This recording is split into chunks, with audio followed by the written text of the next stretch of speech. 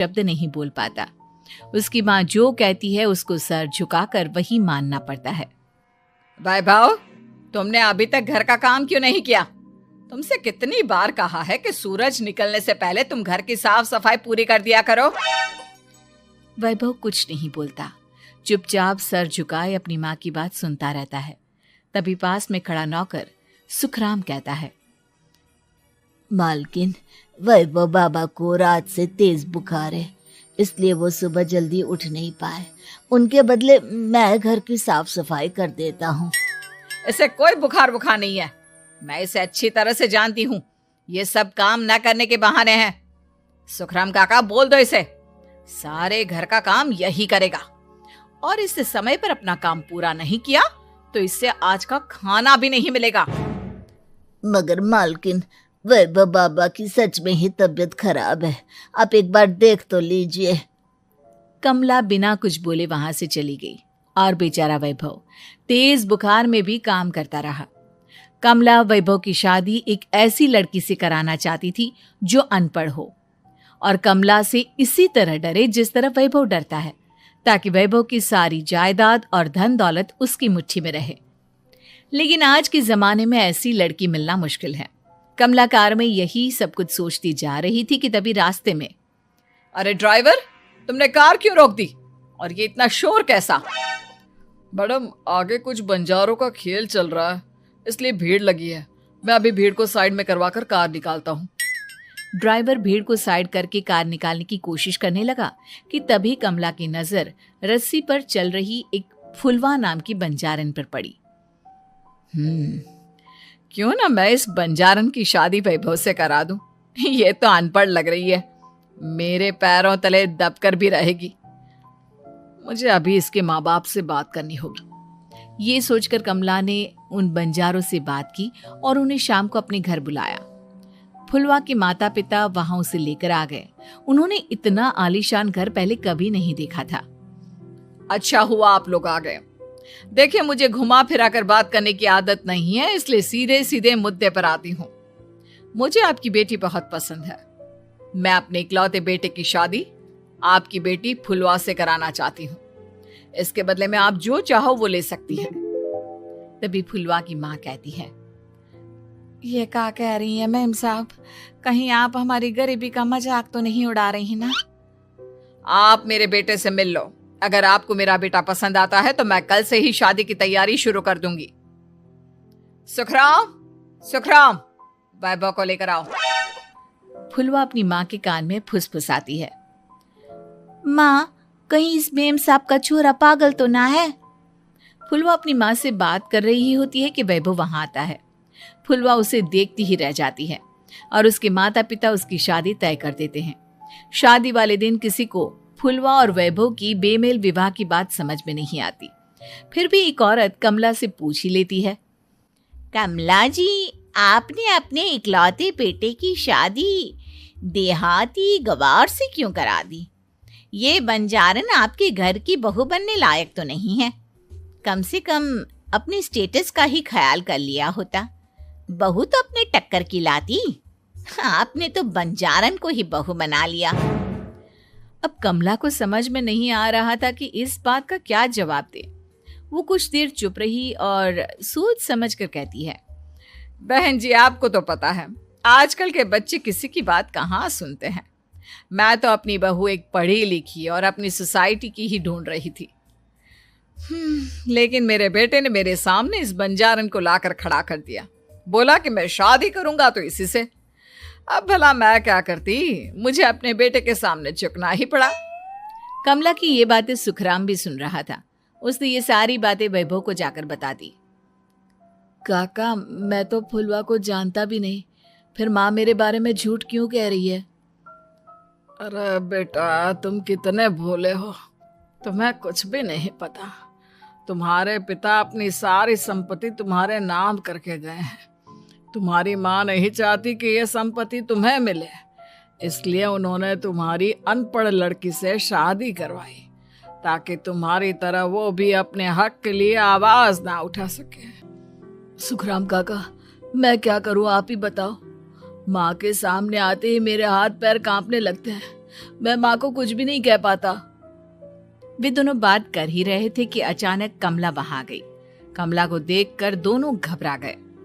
तुम दोनों फिर कभी बातें कर लेना, अभी फेरों का समय हो गया है, चलो जल्दी आओ। इस तरह फुलवा और वैभव की शादी हो गई। अगले दिन कमला ने फुलवा को बुलाया और उसे नसीहत देने लगी। देख बंजारन, तुझे मैंने अपनी बहू बना तो लिया है, लेकिन तुझे इस घर में आँख कान मुंह बंद करके रहना होगा। घर का काम कर और अपने पति से मतलब रख, समझी? कमला का ऐसा रवैया फुलवा को बिल्कुल समझ में नहीं आया। उसने वैभव से इस बारे में बात की। सुनिए ना, माँ जी ने जिस तरह मुझसे बात की मुझे अच्छा नहीं लगा। शादी से पहले तो वो मुझसे बहुत अच्छे से बात कर रही थी, लेकिन शादी के बाद उन्हें क्या हो गया? तुम ज्यादा मत सोचो, जैसा माँ कहती है वैसा ही करो। ये कहकर वैभव वहां से चला गया। अगले दिन वैभव को घर के नौकरों की तरह काम करता देख फुलवा को बहुत हैरानी हुई। फुलवा ने इस बारे में सुखराम काका से बात की तो सुखराम काका ने फुलवा को सारी बात बता दी। अब फुलवा को समझ में आ गया कि उसकी सास ने एक बंजारन को बहू क्यों बनाया। एक दिन वैभव घर का काम कर रहा था, तभी उससे कांच की प्लेट टूट गई। किसने गिराई ये कांच की प्लेट? वैभव को वहां खड़ा देख कमला ने छड़ी से उसे मारना शुरू कर दिया। उसके पैर में कांच चुभ गया और खून बहने लगा, लेकिन फिर भी कमला उसे मारे जा रही थी। ये देखकर फुलवा ने कमला के हाथ से छड़ी छीन ली और तोड़कर फेंक दी। बंजारन, तेरी इतनी हिम्मत, तूने मेरे हाथ से छड़ी छीनी? कमला फुलवा को थप्पड़ मारने ही वाली थी कि फुलवा उसका हाथ पकड़ लेती है। ओ ससु माँ, मैंने मोम की गुड़िया ना समझ लियो। बंजारन हो बंजारन, ईंट का जवाब पत्थर से देना जानती हूँ। आज के बाद मेरे या वैभव जी के ऊपर हाथ उठाने की सोचियो भी ना, समझी ससु माँ? ये कहकर फुलवा वैभव को लेकर वहां से चली गई। उसने वैभव के पैर पर पट्टी बांधी, उसके आंसू पोंछे। वैभव ने पहली बार किसी के दिल में अपने लिए इतना प्यार महसूस किया। अब फुलवा वैभव का हर काम में हाथ बटाती, उसका बहुत ख्याल रखती। इस तरह दोनों बहुत ज्यादा नजदीक आ गए। वहीं दूसरी ओर कमला सारी जायदाद अपने नाम करने की साजिश करने लगी। और एक दिन, वैभव, जल्दी बाहर आओ। कमला की आवाज सुनकर वैभव और फुलवा अपने कमरे से बाहर आ गए। जी माँ, आपने बुलाया? ये ले, इन कागजों पर साइन कर दे। वैभव कागजों पर साइन करने ही वाला था कि फुलवा वैभव के हाथ से पेन छीनकर कहती है, ना वैभव जी, आप इस पर हस्ताक्षर नहीं करेंगे। आओ बंजारन, मैं तुझसे बात नहीं कर रही। ये बात मेरे और मेरे बेटे के बीच की है। चुपचाप पेन दे दे, नहीं तो तेरी खाल उधेड़ लूंगी। ससु माँ, बंजारन की खाल इतनी भी ढीली ना होवे कि कोई भी उधेड़ लेवे। जो यकीन ना आता हो तो देख ले उतार के। और हाँ, बंजारन जरूर हूँ पर अनपढ़ ना हूँ। मन्ने भी पता है कि किसी भी कागज पर साइन करने से पहले उसे अच्छी तरह पढ़ लेवे हैं। पेन देती है या नहीं? ये कहकर कमला फुलवा को मारने आई तो फुलवा ने कमला को धक्का दे दिया और वो नीचे गिर गई। कमला डरकर वहां से भाग गई। अब फुलवा ने वो कागज उठाए और वैभव के साथ सीधा वकील के पास चली गई। वकील ने वो कागज देखे और फुलवा को बताया, वैभव के पिता की सारी जायदाद और संपत्ति वैभव के नाम है, लेकिन वैभव की सौतेली माँ इस संपत्ति को अपने नाम कराना चाहती है, इसलिए इन कागजों पर वो साइन करा रही थी। तो अब हमें क्या करना चाहिए वकील साहब?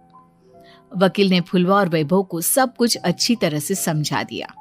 अब दोनों घर पर पुलिस को लेकर पहुंचे। कमला पुलिस को देखकर घबरा गई। पुलिस ने कहा, आपके नाम की कंप्लेंट हुई है, आपको हमारे साथ थाने चलना होगा। कंप्लेंट? कैसे कंप्लेंट? आप अपने सौतेले बेटे पर बहुत अत्याचार करती हो, धोखे से सारी जायदाद अपने नाम करा रही थी। अब नहीं इंस्पेक्टर साहब, जरूर ये मेरी बहू की कोई साजिश है, इसने गलत कंप्लेंट की है। मैडम, शिकायत आपकी बहू ने नहीं बल्कि आपके बेटे वैभव ने की है। कमला वैभव का नाम सुनकर दंग रह गई। जिस बेटे ने कभी उसके सामने सर नहीं उठाया था, आज वही बेटा उसके सामने पुलिस को लिए आया है। वैभव, तुम्हारी इतनी हिम्मत कि तुम पुलिस को ले आए? हाँ माँ, मैं लाया हूँ पुलिस को, और मेरे अंदर इतनी हिम्मत कभी ना आती अगर फुलवा मेरा साथ ना देती। आपने बंजारन बहू को लाकर अपने ही पैर पर कुल्हाड़ी मारी है माँ। मैडम, अब की बात खत्म हो गई हो तो चलो हमारे साथ। वैभव, मुझे माफ कर दो, मुझे थाने मत भेजो। आज के बाद मैं तुम्हें कभी नहीं मारूंगी, तुम्हें कभी परेशान नहीं करूंगी, मुझे माफ कर दो। वैभव अपनी कंप्लेंट वापस ले लेता है और पुलिस वहां से चली जाती है। वैभव अपनी सौतेली माँ से कहता है, मैंने पुलिस को वापस तो भेज दिया है, लेकिन मैं आपको माफ नहीं कर सकता। आपने बचपन से आज तक कभी मेरे सर पर हाथ नहीं रखा, हमेशा मुझे मारती रही, नौकरों की तरह बर्ताव करती रही। आप इस घर में नहीं रह सकती, चली जाइए यहां से। कमला घर छोड़कर चली गई और सड़क किनारे खड़ी होकर सोचने लगी, काश मैंने वैभव को माँ की तरह प्यार किया होता तो आज मैं इस तरह से बेसहारा ना हो जाती।